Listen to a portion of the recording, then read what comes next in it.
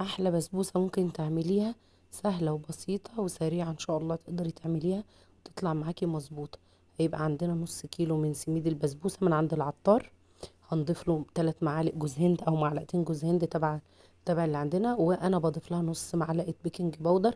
هقلبهم كويس جدا، وهنزل بكوبايه الا ربع سمنه بلدي. لازم أن يكون سمنه بلدي تكون ريحتها حلوه كده. وابدا ابس فيها براحتي خالص، حتى لو قعدت مده كبيره ان انا ابس فيها مفيش منها مشكله.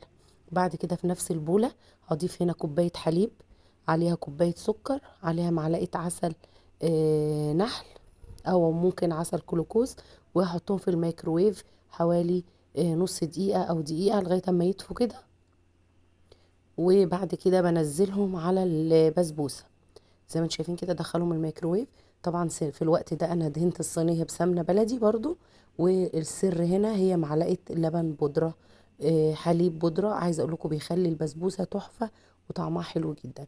طبعا ضفت هنا الحليب مع السكر مع اللبن البودره مع معلقه العسل النحل، واقلبهم بسرعه ومش هقلب فيهم كتير.